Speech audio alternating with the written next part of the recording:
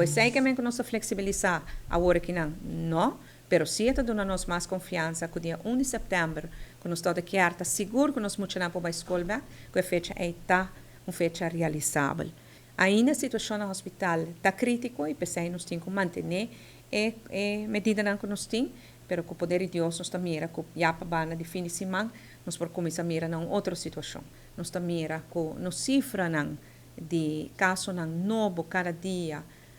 den orboite average de 7 dias, está começa a barra, qual é bom sinal. É claro, nós temos mais caso que normal, para sobre que bota a gente não acaba teste ayer, que não quer vai teste ou não pode teste no weekend, sempre bota e dia não chamar, já não são bota pico de semana, pero pico da massa boa, sim que semana para mim conosco. E se está dando boa indicação positiva está também que a gente não está teste, se que nós está reparar com maneira que não tem síntoma, está vai teste, se é algo positivo, só para garei para stop e mesura. Se mira também que a quantidade de pessoas no hospital a começar baixa, se também é algo muito importante. Lamentavelmente, de intensive care, sim, a situação está queda muito tenso e nós temos como 5% na Colômbia de intensive care, e aqui nos intensive care também.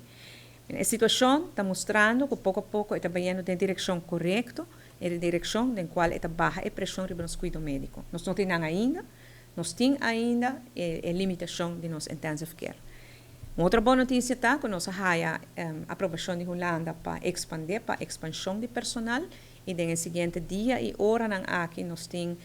10 enfermeiros especializados e 2 intensivistas que estão vindo para ajudar nós, para baixar a pressão de nossos colegas que nós temos aqui laborando no nosso hospital.